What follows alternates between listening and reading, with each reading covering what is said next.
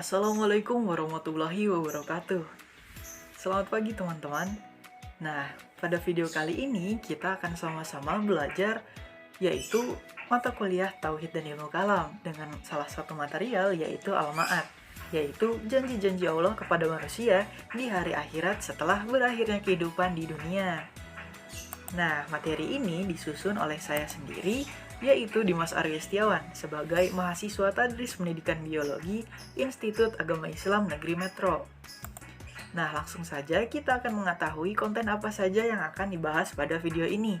Yang pertama, apa itu hari kebangkitan? Selanjutnya, hari pengumpulan. Apa itu hari perhitungan? Hari penimbangan, hari melewati sirot, surga dan neraka, dan kemudian yang terakhir adalah apa itu syafaat. Nah, langsung saja kita memulai videonya. Namun sebelum itu, kita harus tahu apa itu Al-Ma'ad. Al-Ma'ad merupakan pembahasan yang berhubungan dengan hari yang akan datang, atau hari dan alam yang akan dilalui manusia setelah alam dunia ini, atau dengan kata lain, alam kehidupan manusia setelah mati. Nah, dan Al-Ma'ad ini menjadi rukun iman yang kelima, yaitu mempercayai akan datangnya hari akhir. Karena orang beriman wajib mempercayai hari kiamat karena hal itu sudah merupakan janji Allah kepada manusia. Nah, dan secara khusus Allah Subhanahu wa taala pun menyebutkan janjinya ini dalam Quran surat Al-Qari'ah ayat 1 sampai 11. Langsung saja kita ke materi yang pertama, yaitu hari kebangkitan. Nah, hari kebangkitan merupakan hari setelah Allah menghancur leburkan dunia yang fana ini dan mematikan semua manusia dan makhluk hidup lainnya yang diawali dengan malaikat Israfil meniupkan trompetnya. Maka selanjutnya Allah akan menghidupkan atau membangkitkan kembali manusia dari kematiannya serta dikembalikan seperti sedia kala. Peristiwa pembangkitan ini sering juga disebut dengan istilah Yaumun Nas atau Yaumul Ba'as. Lanjut ke materi yang selanjutnya. Nah, bagaimana cara hari kebangkitan ini? Hanya Allah yang mengetahuinya. Kita tidak diwajibkan untuk menyelidiki dan mengetahuinya. Thaib Thohir Abdul Mu'in, tetapi wajib mengimaninya. Karena itu Allah sangat tidak senang terhadap orang-orang yang meragukan hari kebangkitan ini dan menyindir mereka seperti yang terdapat dalam surat Al-Adiyat ayat 9-11, yang artinya, maka apakah dia tidak mengetahui apabila dibangkitkan apa yang ada di dalam kubur dan dilahirkan apa yang ada di dalam dada? Sesungguhnya Tuhan mereka pada hari itu Maha mengetahui keadaan mereka. Quran Surat Al-Adiyat ayat 9-11. Lanjut ke materi yang kedua, yaitu hari pengumpulan. Nah, setelah manusia dibangkitkan dari kematiannya, kemudian manusia itu akan dihalal dan dikumpulkan di suatu tempat yang dinamakan mahsyar. Mahsyar itu merupakan suatu tempat berkumpulnya semua umat manusia semenjak zaman Adam sampai manusia zaman terakhir. Nah, tentang keadaan makhluk di dalam mahsyar itu sulit sekali untuk diidentifikasikan. Tapi yang jelas, mereka semua dalam keadaan gelisah, menginginkan lekas-lekas menerima keputusan akhir, yaitu masuk surga atau neraka, seperti itu. Kemudian lanjut ke materi yang selanjutnya, yaitu hari perhitungan. Nah, setelah manusia dibangkitkan dari kuburnya dan kemudian dikumpulkan di suatu tempat yang bernama mahsyar, nah selanjutnya manusia akan dilakukan perhitungan tentang amal mereka selama mereka hidup. Dan peristiwa ini disebut juga dengan hisab. Nah, peristiwa hisab ini secara khusus juga dijelaskan dalam surat Al-Zalzalah, yaitu ayat 1-8.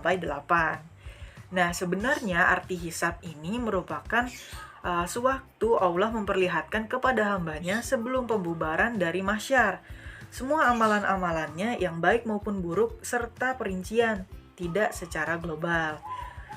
Maksudnya tidak hanya secara global seperti itu, tapi dibahas dan dihitung secara rinci. Kemudian selanjutnya yaitu hari penimbangan. Nah, jika perhitungan seperti disebutkan tadi adalah menyangkut jumlah kuantitas amal kebaikan dan amal kejahatan manusia, maka selanjutnya adalah dilakukan penimbangan untuk mengetahui perbuatan mana yang paling berat antara perbuatan amal itu. Apakah perbuatan baik yang lebih berat ataupun perbuatan kejahatan ataupun keburukan yang lebih berat. Dan peristiwa penimbangan ini disebut juga dengan peristiwa mizan.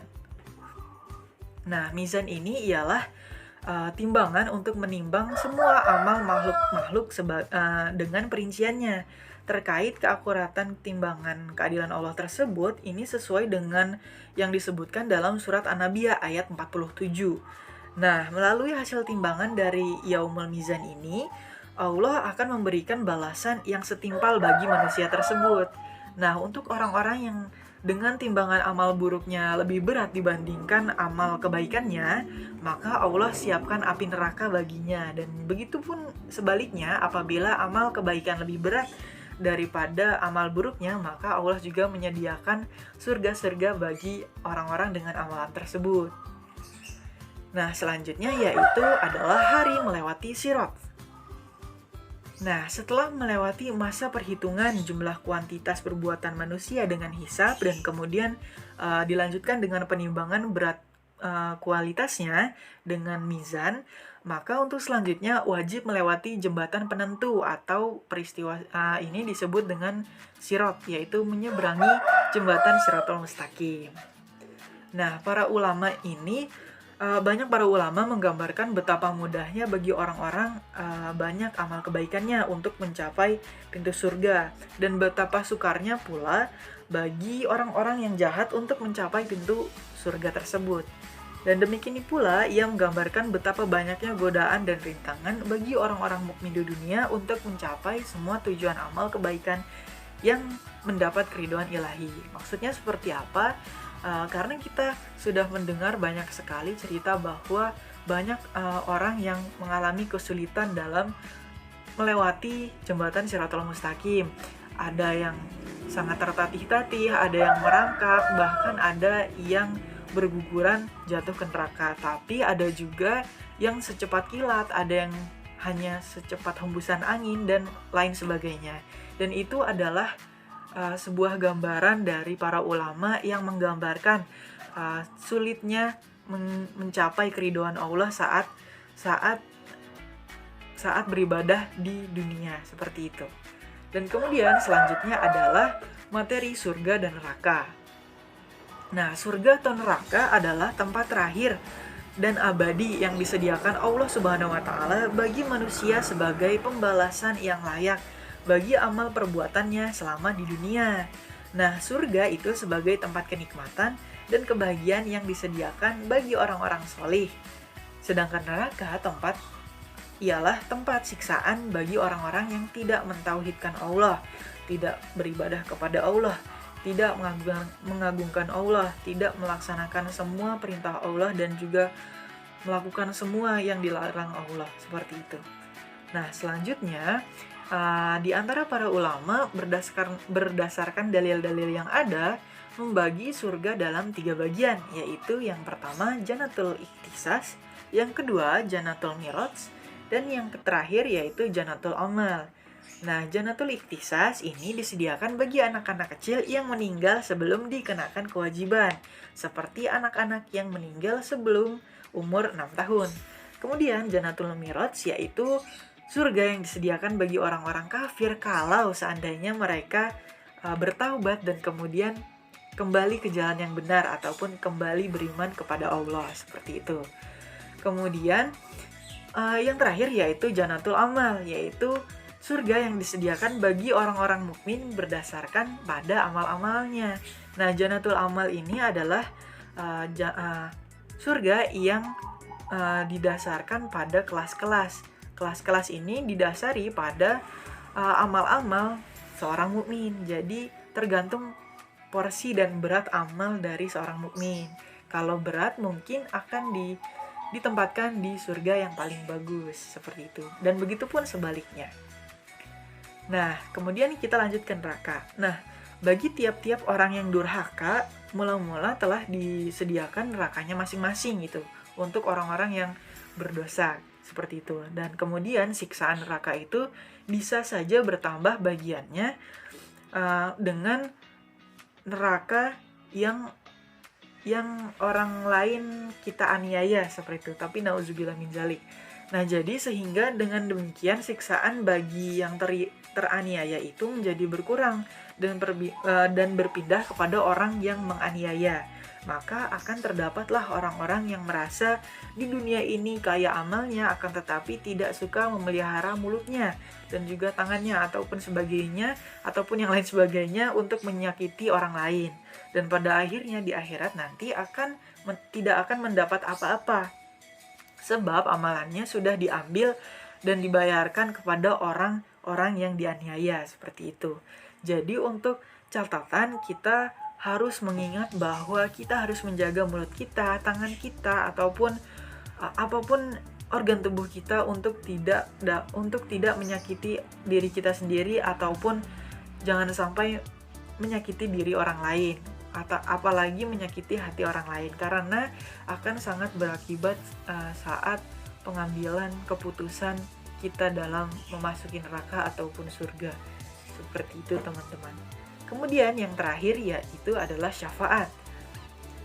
Nah, syafaat secara harfiah berarti pertolongan yang diberikan oleh seseorang kepada orang lain yang mengharapkan pertolongannya, atau bisa juga disebut dengan usaha dalam memberikan suatu manfaat bagi orang lain atau mengelakkan suatu mudarat bagi orang lain.